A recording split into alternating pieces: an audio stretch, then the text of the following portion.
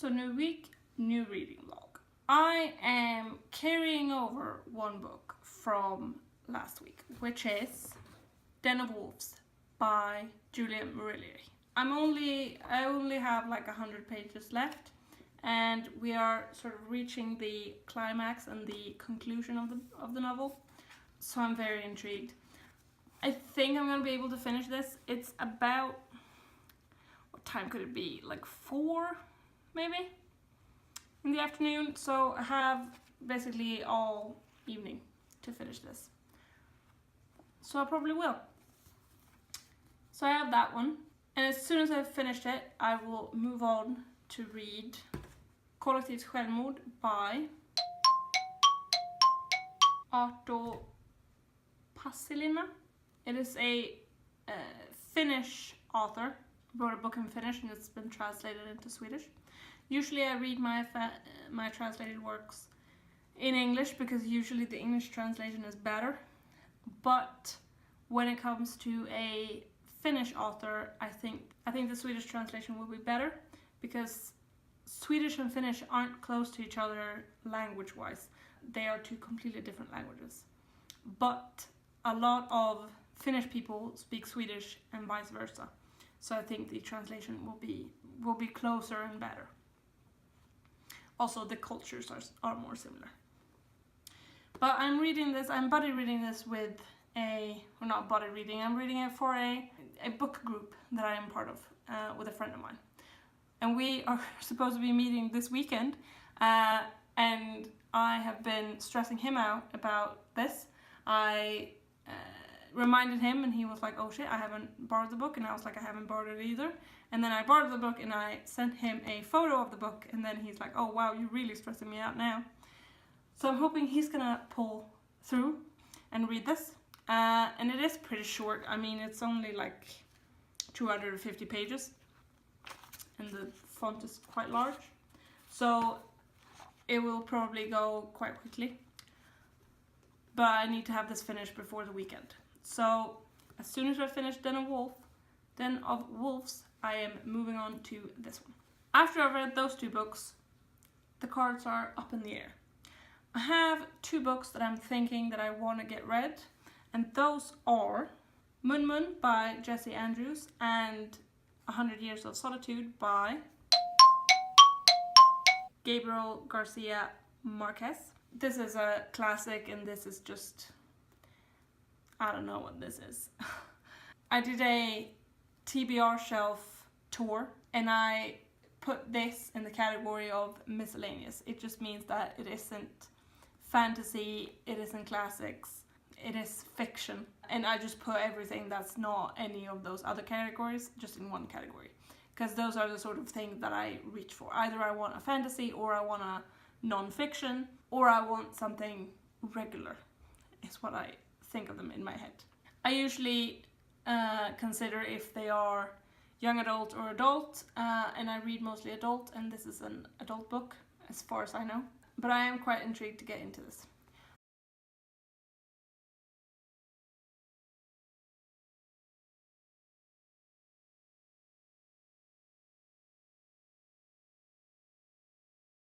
In English, the title would probably be something like collective suicide, or like a suicide you do together. I think there is a term for that, but I don't remember it right now. After I've finished the Arto book, the collective suicide, I might pick up either one of these. I don't know which one. I'm sort of gonna go mood read one of these. This one, deceptively small. The font is quite small and there's a lot of words on each page, so I think it might take me a while. This one is bigger, and I do want to get big books off of my shelves just so that I have more shelf space. And this is a big book, however it is deceptively big. It has quite big font and the font doesn't take up the whole page, so I think it will go quite quickly to read. So this one, depending on how heavy the collective suicide book and how heavy the ending of Den of Wolves is, I might pick up Mun Mun just because that one seems less heavy. But if I am still in the mood for something quite heavy, I think I might go for the classic.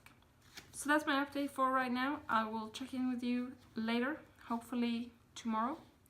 And if not tomorrow, some other day. It's Thursday and I'm gonna head off to work soon, but I thought I would make a very quick check-in because I didn't check in with you yesterday. I finished Den of Wolves, non-surprisingly. I thought I would be really intrigued by that last part, by the last like 100 pages or something, but I wasn't, and it sort of ties into my entire thoughts about the book. The premise of this series is, they're called the Blackthorn and Grimm novels, and it mainly revolves around the two characters, Blackthorn and Grimm, who starts off in the first book being in prison under like terrible conditions, and they are saved by a member of the Fae who offers Blackthorn the opportunity to escape from this prison and escape from a death sentence. In return, he tells her that she needs to use her powers as a wise woman or as a healer only for good. She needs to help anyone who asks for her help, and she needs to, or he restricts her to one area, one kingdom that is not the same kingdom as she was imprisoned in. It's a different kingdom. So he restricts her and says that she's not allowed to leave that area. These conditions stand for 7 years. And we learn all of this in the first book. So I thought it was going to be 7 books. I picked up this one and I saw a different booktuber haul this one, and I think it was Lauren Wade. I'll try to link her down below. She did a book haul and she hauled this one, and she said, oh, this is the third and the final book. And I was like, alright, well, how could it be the final book? Because the first 2 books only cover like a year and a half.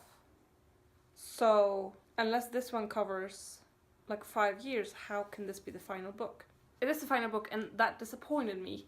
So I went and I read some Goodreads reviews, and it said that it was meant to be a 4-book series, but it was decreased to only 3 books by the publisher.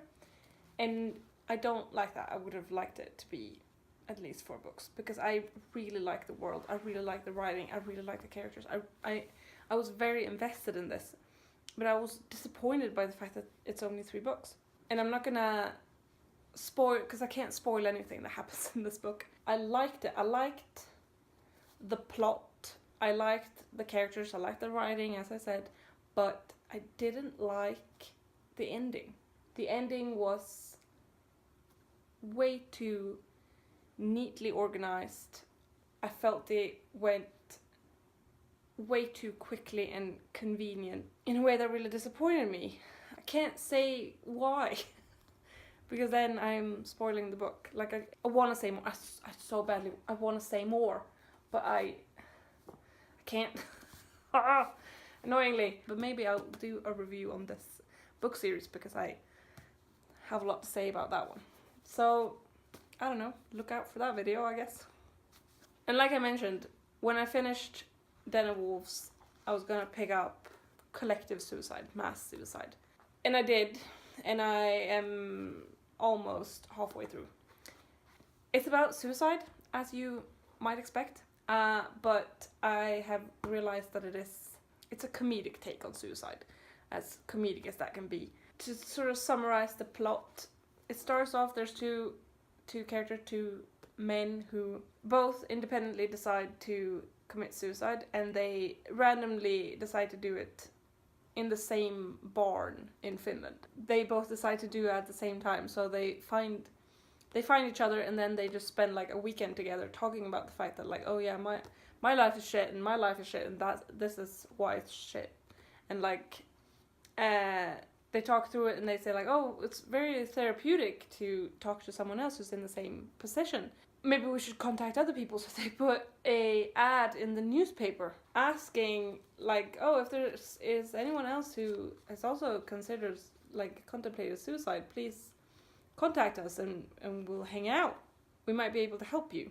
They receive a lot of replies because suicide is quite prevalent in in Finland and in Sweden, actually. So they gather all of these people in one place, and then they decide, you know what would be real convenient if we all committed suicide together. We could make it neat. We wouldn't have to do it like, it doesn't have to be gruesome. We can have like a dignified end, and we can save in on funeral costs and obituary costs and the likes, and like we'll save a lot of money. It will be real convenient, and everyone's like, yeah, let's do it. And then they rent a bus, which is why there's a bus on the cover. And they decide, let's just go. Where I'm at, they're just traveling around Finland in a bus together. And I'm quite intrigued. Like, it is quite funny. It's not really my type of book. Like, I'm not drawn to this type of humor, and I think when I'm finished with this book, which I will definitely finish it by the weekend.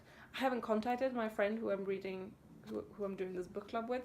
I don't know if he has gotten the book yet, and I think I'm going to stress him out when I'm at the halfway point. So, because this is as lighthearted as it is, I think I'm going to pick up 100 Years of Solitude after this one. Because I am in the mood for a heavier one. I don't know, 100 Years of Solitude might be very lighthearted and easy to get through too, but something tells me that since it's a classic, it's gonna be drier. But that's a problem for, I'm guessing, tomorrow. I don't know if I'm gonna finish this today. I read half of it yesterday, so I might, depending on what I'm doing this evening, I might finish the whole thing. I guess we'll see when I next check in with you when I finish this. It will definitely be finished by this weekend at least. Alright, thank you, and I'll see you in the next clip. It's Friday, baby, and I finished the book I said I would finish. Sometimes life works out like that. I finished Mass Suicide. It was alright. I didn't love it. I don't know, I think I'm gonna give it, on Goodreads, it's somewhere between a 3 and a 4. I wasn't wowed by it, but at the same time, I was entertained throughout. Yeah, I guess I'm gonna give it a 3. It ended the way I thought it would end. It was funny throughout. Why do I have this like this? It's so weird. Now that's better. It had some discussion of Finnish identity, and I really appreciated that. I don't know that much about Finland, and I don't know that much about Finnish identity, but I could sort of recognize similarities between Swedish identity and Finnish identity. But yeah, it was like a 3-star. I feel like I've had a streak where I didn't love the books I was reading. I liked Dead of Wolves. I gave that 4 stars. But like, it's been a while since I've read something that really enticed me. Which is sad. Since I knew I'd finish Mass Suicide, that book, I brought with me 100 Years of Solitude in my bag. And I read this on the way home, and like, I have gotten 28 pages, like I have not gotten anywhere. And I could not tell you what this book is about yet. I mean, it is a classic, and you do sort of like jump straight in, and I read a few pages. I think I read like 15 pages, and then I looked at the back and I was like, oh, does it say anything on the back about what the book is about? And it does. But it, you know, it's a classic, and it's published by Penguin Modern Classics, so they're sort of under the illusion somewhat that I know what this is about. Like, yeah, this is 100 Years of Solitude. You know, that book. And I did know of the name, 100 Years of Solitude, but I had no idea what the book was about. So I guess I'll check in with you later and tell you, like, once I've gotten somewhere, I'll tell you what it's about. But I'm not instantly gripped by it. I don't think it's bad in any sense of the word, but I'm not instantly hooked. And especially since Mass Suicide didn't resonate with me in any great capacity. I am thinking that I will, like, I'll try to read some more of this tonight, sort of sit on the couch, drink a cup of tea, enjoy my life, enjoy the weekend, sort of try to get into it a little bit, but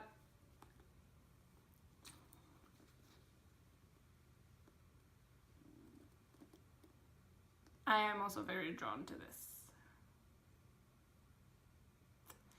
So I might start that. We'll see. I guess I'll do, like, if you saw last week's vlog, I started the Kiss Quartet while I was still reading other books, because I thought I would get really into that, but then I read the first 30 pages or something and realized, like, yeah, this is gonna be a tough ride. So I sort of put it down and picked back up the book I was reading. I'm hoping this won't be the same thing. I hope I will be instantly drawn into this. I hope I will be loving it. So yeah, I might pick this up very quickly. Now I am very hungry, and I sort of rushed filming this because I know my partner's coming home, which is why I'm looking out the window, because I will be able to spot him coming home. But that's it for this update. I guess I'll see you in the next one. Bye. Guess who just filmed for 20 minutes without actually filming anything? For 20 minutes! Ah! Oh my god! Ah! I'm great. I'm fine. How are you? Ah. Anyway.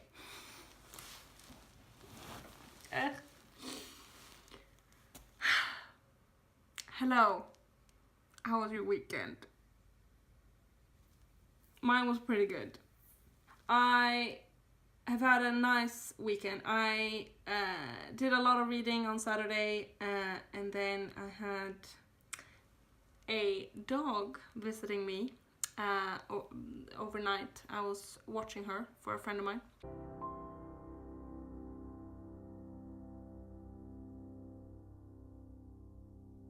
But like I said, I've also done a lot of reading. So I'm going to talk about that. First things first, I'm still reading 100 Years of Solitude. I'm about halfway through, and I'm really liking it. I know that I didn't give like any plot synopsis, so I think I'll give that now. There's a group of people. It's in a country in South America. It doesn't say, or like at least I haven't registered where it takes place.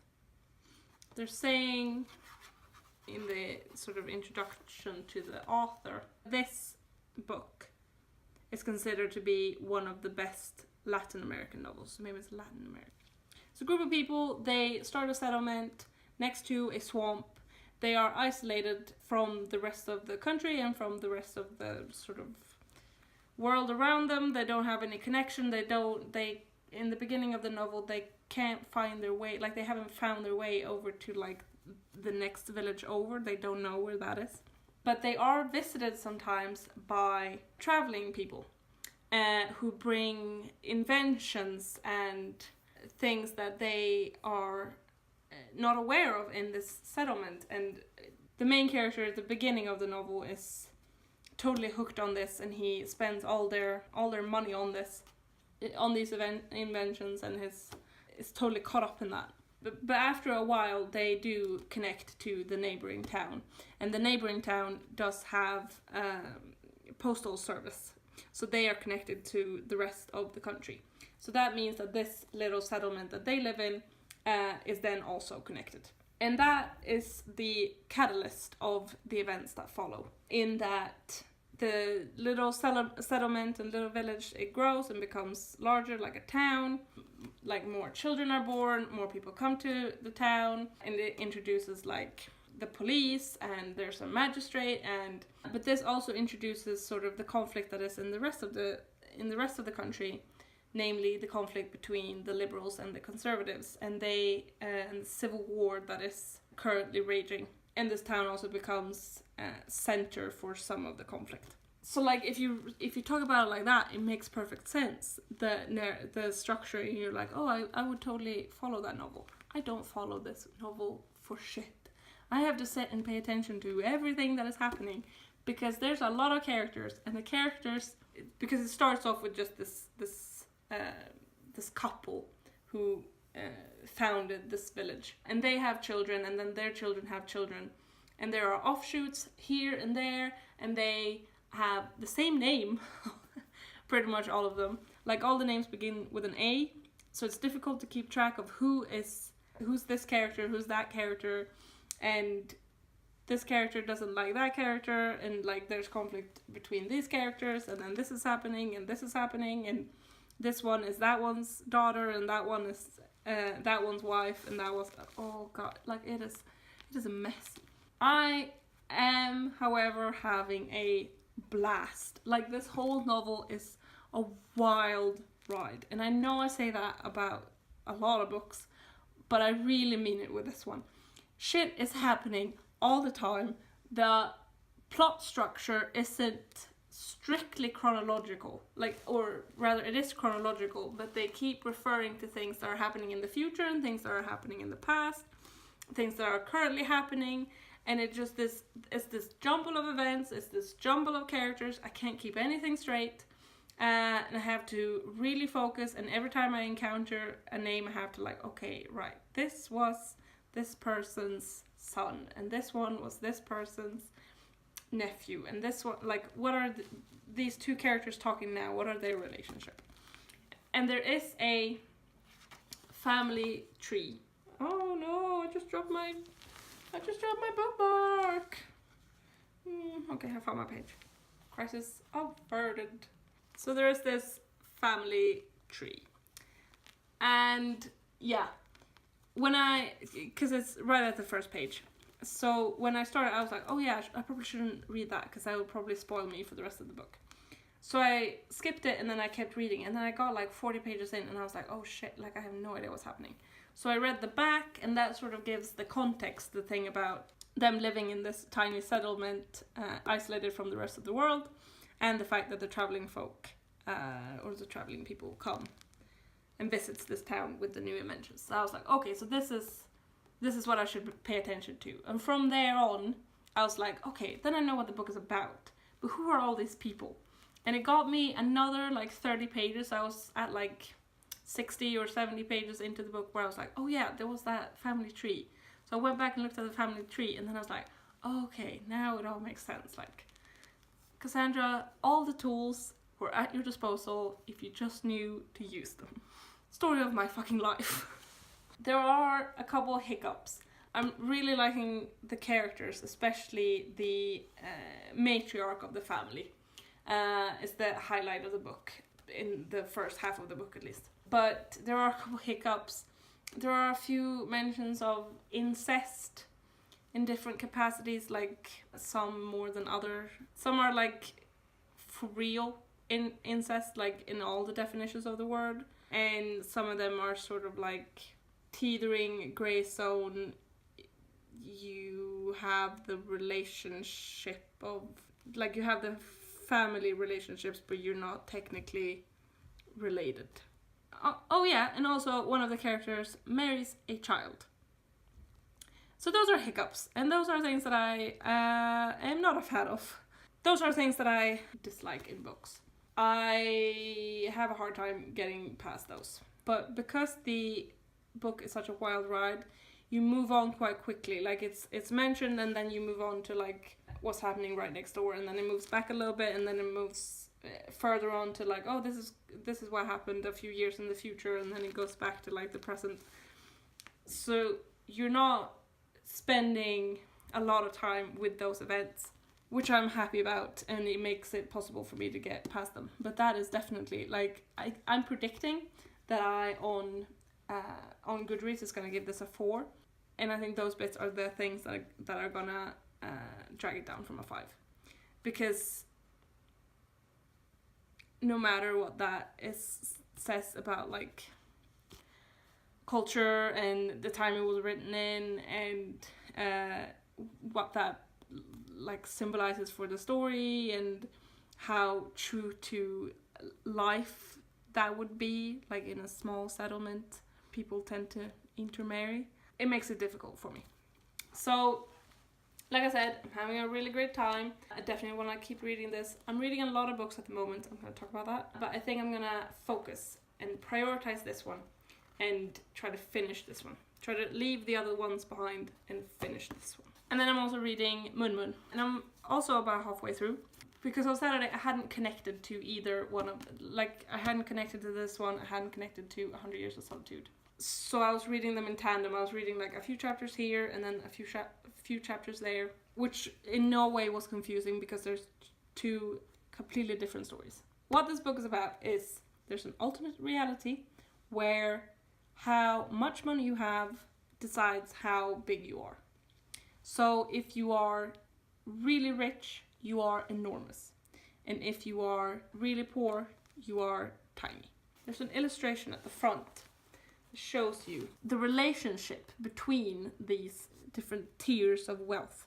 So the main character is a little poor at the beginning of the novel, which means that they are about the size of a squirrel. And then it goes up, and so you might be like a middle poor, and then you are quite a lot bigger. And then you might be even richer, and you might be something like a middle rich. This is also a middle rich. And then this is a big rich. And then you see this one is doubled over, because he's that enormous. So if you are really small, there aren't any schools or hospitals built for you. Doctors have a hard time treating you because you're that tiny, so they can't, like, it's too minuscule. And you don't have any money.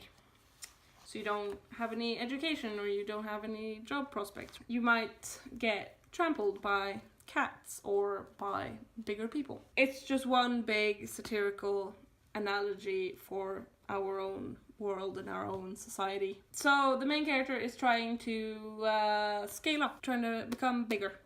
And him and his sister are both trying to do that, and they are trying different ways of doing it. But this book handles a few real issues, and they handle it quite well within the context of this story. They handle things like, if you are poor, you're labeled as someone who has no future prospects, so it doesn't matter if you go to jail, for instance. And it also handles things like sexual assault on college campuses, and it handles things like how it's very difficult to catch up on education if you have lost out on earlier education. It's very difficult to catch up to your peers if you've never been to school before, for instance. It's a really good book. I'm predicting that this one is probably also going to be a 4 out of 5 on Goodreads. It is feels a bit too simplistic, maybe. I had anticipated that it would be just a little more developed and maybe a little more focused, because the main character is, 14, 15, 16 maybe. And I had anticipated that it would be about adults,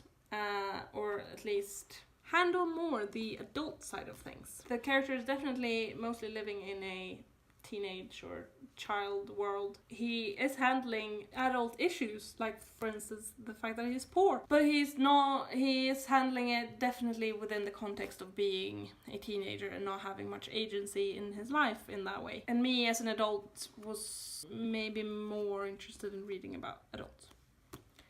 Something like that. Yeah. But like I said, I will probably put this down and take a little break from this one to finish 100 Years of Solitude. I was out walking yesterday, and I spent that hour listening to an audiobook. I listened to Ordinary People by Diane Evans. I haven't gotten that far into it. I'm only an hour and a half, and I read an hour yesterday. So I haven't gotten very far. I've gotten sort of into the story though, following the characters more, and I'm understanding more what the book is about. I have about 5 or 6 hours left. It follows 2 families, 2 couples, and they are dealing with things like being in your 30s and having small children and knowing how to raise them, and sort of different philosophies in raising children, disciplining your children. How do you do that when there are just children screaming at you, and you have an ungrateful husband, and you have diapers, and you have laundry and cleaning your house? Is this what you had pictured for your life? Is this like what you imagined? Is this following your dream? The problem of being the breadwinner or in the house of the household, doing that versus following your dream, which might not be financially stable, and how do you sort of deal with that. It's good, but I'm not connecting to it. I'm not that interested in reading about problems that arise that you have in a life stage that I am not at. I don't have young children. I don't own a house that I have to care for. I'm not there yet, and therefore I'm not connecting to it a lot, and I'm not having a great time. But I might continue listening to it because I do have a few things that I need to do today. Like I need to fold some laundry, I need to maybe wash some dishes, I need to cook some food. So I might continue listening to the audiobook and try to get further into it, because Ordinary People is one of the books that is on the Women's Prize longlist, and I am trying to read all of the ones that are on the Women's Prize longlist. So yeah, I'm reading that one, and then I am also, told you I was reading a lot of books, I'm reading a book for work. I'm reading Utopia for Realists. It's in Swedish. That's sort of what I had for you right now as a catch-up. It's quite a long clip, I think. So I'll catch up with you later. This is a mess! Do you realize I've done this 3 times? Because once I started filming and then my phone died and I didn't notice. And then once I started filming and I realized I wasn't filming at all. And now this is the 3rd time. So, 3rd time's the charm. It's Thursday, so it's high time to close out this week. This vlog has been a right old mess. From beginning to end. April starts on Monday, and I am gonna be participating in the Owls Magical Readathon during the month of April. So I won't be doing reading vlogs. So I have finished, since last we spoke, both Ordinary People, the audiobook, 100 Years of Solitude, the physical book, and Utopia for Realists, the book I was reading for work. Which means that this week actually turned out to be quite successful. I finished the audiobook yesterday going to work. I finished 100 Years of Solitude like 10 minutes ago, and I finished Utopia for Realists last night. I needed to have finished the Utopia for Realists by today because, like I said, I'm reading it for work and we're gonna be discussing it today.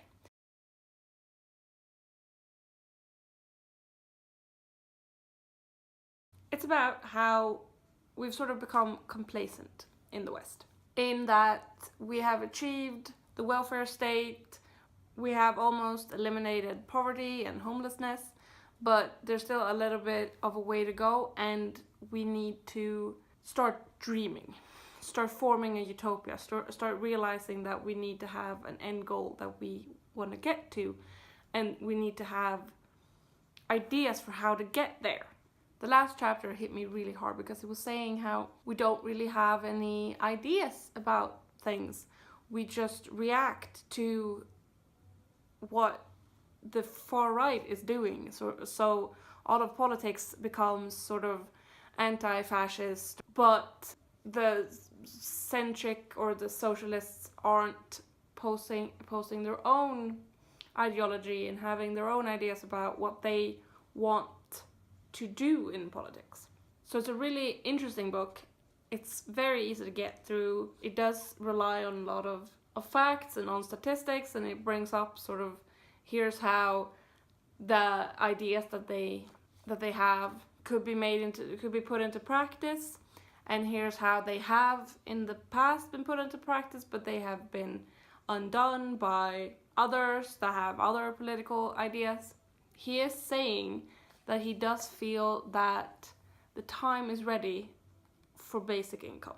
It is ready to decrease hours for full-time work. We can decrease it to a 15-hour work week. So he's posting these ideas to get us to think and to get us to have ideas and to realize what it is we want to do and to stop just reacting to what we don't want to happen. So it is very interesting. I've really enjoyed reading it. It's very interesting for me to discuss with my colleagues their thoughts on this, because they have they are older than me and they have worked longer than me. So, for example, when we're talking about how the rights to go on strike in Sweden are being threatened, they have examples from their life of like, yeah, remember when this major strike happened in early 2000s or in the 1990s? And I'm like, oh, I was barely born. So they have like really great insights, so that just adds. I think I wouldn't have gotten as much out of this if I wasn't reading it together with them. So that's really fun, and I'm really happy I read this. I have another book that I talked about in my TBR shelf tour that is 23 Things They Don't Want You to Know About Capitalism, and after having read this, I'm quite intrigued to get into that one because I know it has a similar theme, and I'm just very, very intrigued. But I've already made my TBR for April because I'm participating in the Owls Magical Readathon, and that book isn't on there. So don't think I'm gonna get to it in April. But like I said, I also finished 100 Years of Solitude. This is, like I talked about, it took me so long. Like, it is deceptive. You think that it's like, oh, it's not that thick. It's almost 400 pages, which in my mind I was like, well, you know, that's not that much bigger than the 250 page book I was reading before this. But it is, and it takes ages, and there's so much happening, and the names are so confusing that you need to constantly pay attention. So at the end, I was just sort of like, okay, I'm done with this now. I want to finish it. The last chapter, I was just reading, and everything, narrative structure, I can pinpoint exactly where the climax was, and then everything just took a turn for the worst. Oh boy. I really liked this book, but I also really didn't like it. I think I liked the first half a lot better. There were so many characters that I really liked that were in the first half and in the middle. And then the characters that were at the end weren't as good as the characters at the start, which is unfortunate. And it spans 100 years in this tiny little village or settlement, and it is the, spoiler alert, rise and fall of this tiny town. It took me basically till the end. I have this experience with a lot of classics. It took me basically until the end to understand what it was it wanted me to get out of it, and that's why I persevered and finished reading it. I don't think I would have put it down anyway because I was so intrigued by the first half that I was like, I can't leave those storylines hanging. I need to complete the storyline, if only for the characters at the start. But yeah, I think I'm gonna give it a 4. This part of the book was a real drag. The rest was good. It's different from a lot of things I read. It definitely challenged me more in terms of like attention span and in terms of paying attention and also registering and remembering characters and events. It challenged me and I like that. There isn't much more to say, like I've talked a lot about it, so I'm not gonna talk much more about this one. But like I said, I also finished Ordinary People by Diana Evans, and the points I had on Monday still stand. It is not a book for me. That's the long and the short of it. It's not for me. It got better, definitely, by the latter half, but the reaction the characters were having to things that were happening in their life, I would not have reacted that way. So, and their personalities didn't align with mine. I would not have behaved like that or reacted like that or made the choices that they had made, which means I didn't mesh well with the characters. But the writing style was pretty good. They really captured the difference between, especially the two women in these couples. That was one of the things that actually did interest me. How they viewed being in a couple and being married and having children and sort of owning a house together, how they viewed their role in life differently. One was very happy being at home with her children. We're happy like that, and that was her plan or her goal in life. So she really dedicated herself to that, while the other woman was feeling trapped and got into this spiral of hating her husband for having put her in this position when she had made the choice to be stay-at-home mom and freelancer. So I was really interested in their conversation, and they had one conversation when they were sitting in a car that was like, I really liked that one. But there's so much of it which is rehashing their dynamic with their husbands, and the husbands talking about their relationship to their wife, and it wasn't for me. Long and the short of it, it wasn't for me. I think I gave it a 3. I was sort of going back and forth between a 3 and a 4 because on Goodreads. Personally, like my enjoyment is like a 2 or a 3, but I could tell like the writing and the subject it was tackling was maybe a 4. So I was thinking, well, then I should give it a 3. But also it would be unfair to other people who can really connect to these characters, because I know there are tons of people who could. It's unfair if I give it a 3 rather than a 4. It doesn't represent the book, it just represents... Yeah, I didn't want anyone to think that I didn't like it, but it just wasn't. It just wasn't for me. I don't know how many times I'm gonna say it before I register it myself. So I gave it a 3. I could have given it a 4, but I realized I give 4s to books that I enjoy, and I didn't enjoy that book.